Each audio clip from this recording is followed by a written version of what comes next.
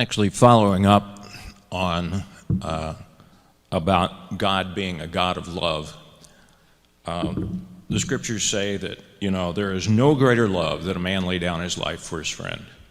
And yet there are many documented instances where non-believers, especially during time of war, a buddy will fall on a grenade or something like that, give up his life for his friend. And yet, as a non-believer, how does one answer a person that says, how can this loving God send this individual to hell if he's a non-believer? Yeah.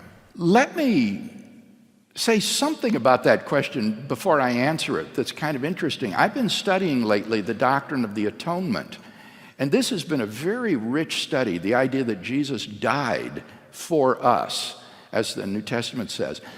And what some of the authors or commentators point out is that this was actually a very widespread motif in the ancient world.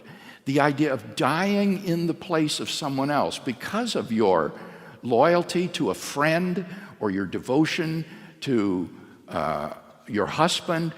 You were willing to give up your life in the place of another.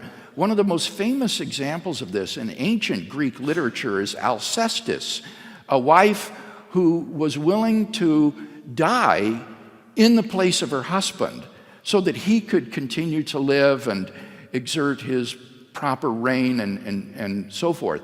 And she was held up as an example of nobility and courage in ancient Greek literature because of her willingness to die in the place of her husband.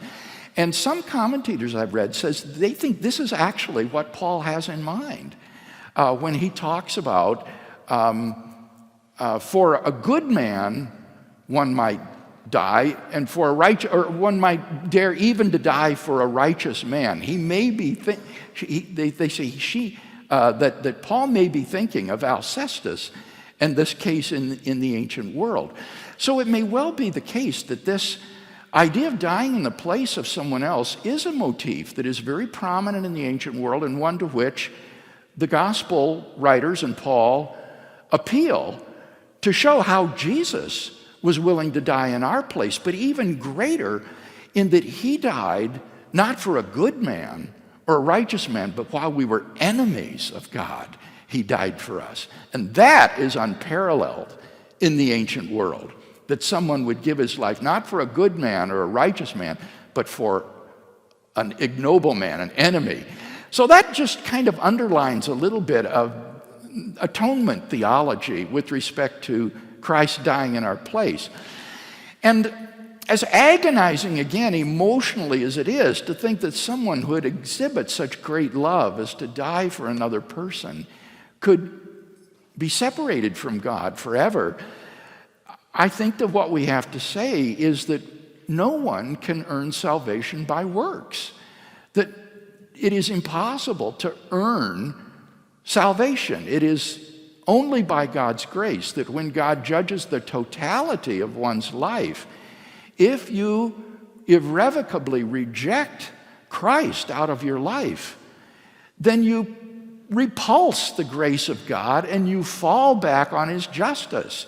And as we said earlier, you know where you stand there.